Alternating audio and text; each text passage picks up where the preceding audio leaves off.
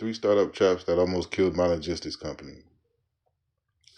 Previously on the rebuild, I talked about the false arrest that changed how I run my business, gave y'all the $0 blueprint to rebuilding any business, and the first step to rebuilding.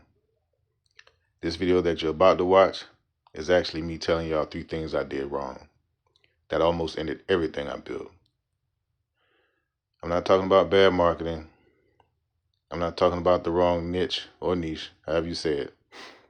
I'm talking about 3 structural traps that most founders walk right into and don't even see coming. My name is Michael Douglas. I built Ready, Set, Go Logistics from the ground up. And these 3 traps, I fell into every single one of them. Let's get into it.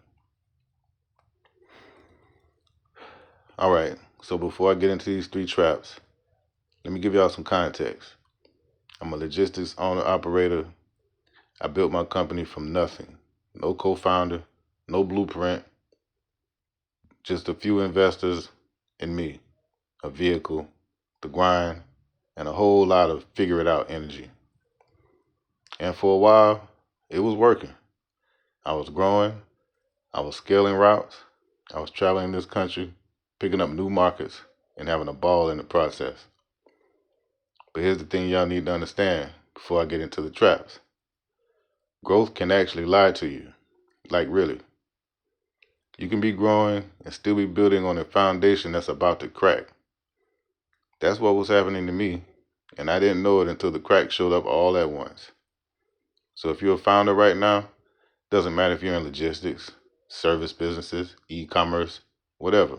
Trust and believe, I've done it all. I want you to listen to these 3 traps though, because I promise you, you're in at least one of them right now. Am I lying? Well, let's find out. Trap number 1, and this one's the big one. You became the business. Not the owner of the business, but the business itself. Check it out.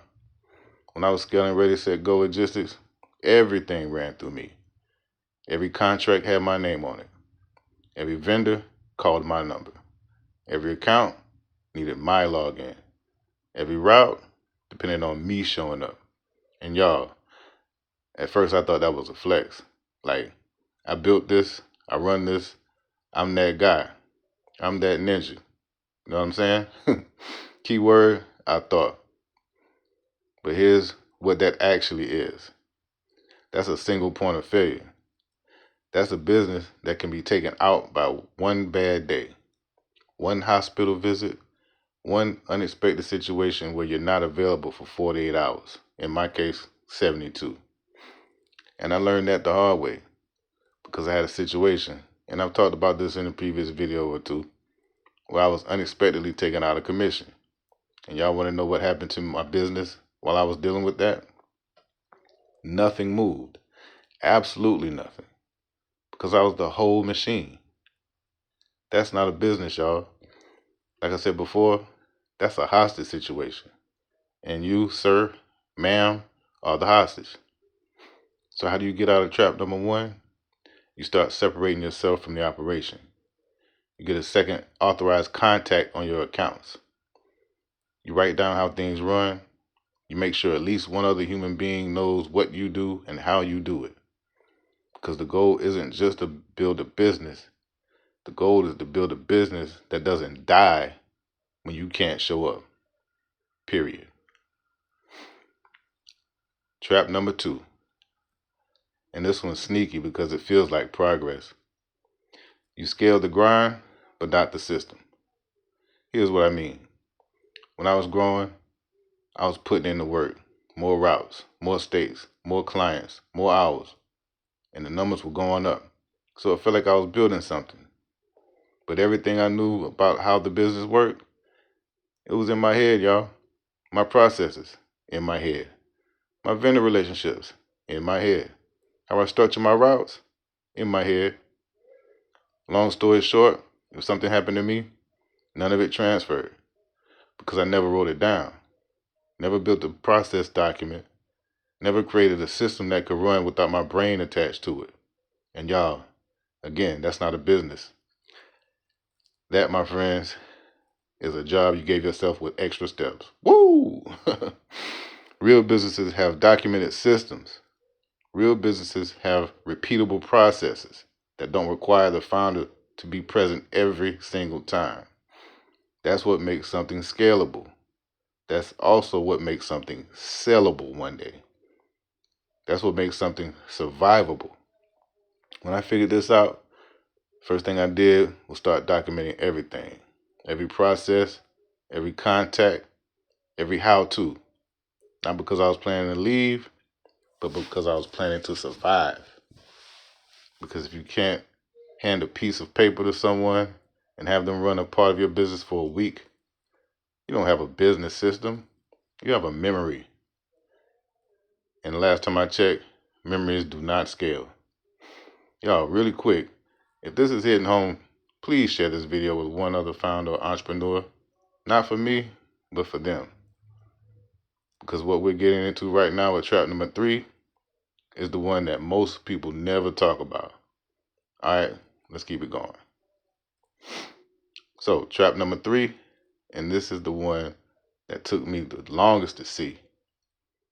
You built everything in one box, one legal entity, one state registration, one set of licenses tied to one jurisdiction, one bank, one everything. And here's why that's dangerous, especially in logistics, especially if you're operating across multiple states like I was. One jurisdiction can shut you down. One bad actor in one state can file one complaint and freeze your whole entire operation. One legal issue, even a false one, can lock up everything because it's all connected to one point. Y'all clearly heard that. One point. When I was traveling state to state growing my operation, I felt like I was diversified because I was physically moving, but legally and structurally, I was all in one box. And that box had one lock on it.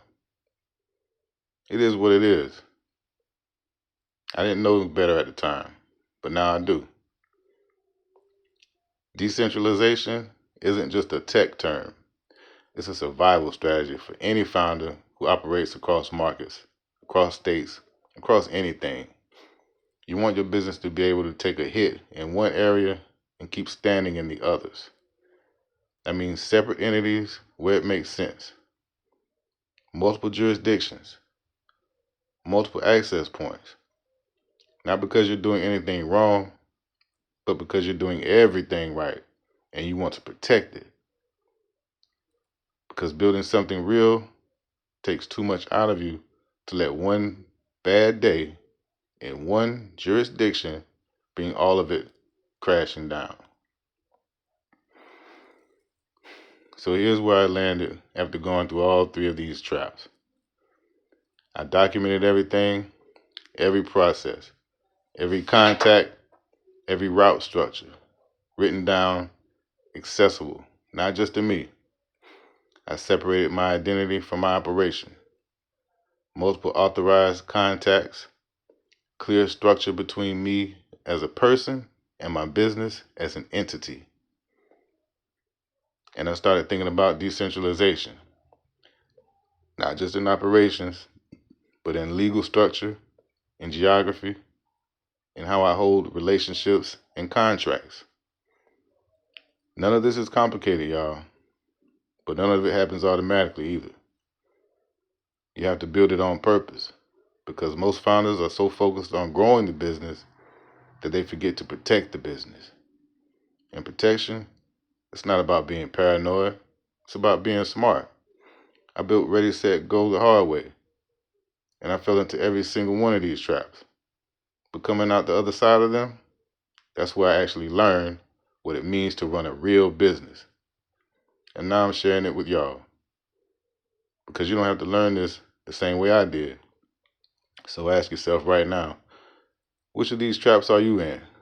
Number 1, you are the business. Number 2, you scaled the grind but not the system. Number 3, you built everything in one box. Drop it in the comments. I read and respond to every single one. And with that said, I appreciate your time. Thanks for watching the video. Thanks for sharing. If this helped you, share it with one founder who needs to hear it. One person. And if you haven't seen my video on the false arrest that exposed these problems in that real time, go check that out. It's a different kind of video, but it's the same lesson. The next video we'll discuss how the false arrest exposed the fragility of my business in the first place. And with that said, remember, either your mind will expand to match your money, or your money will just shrink to match your mind. Make sure you turn on those notifications so you don't miss it. Peace.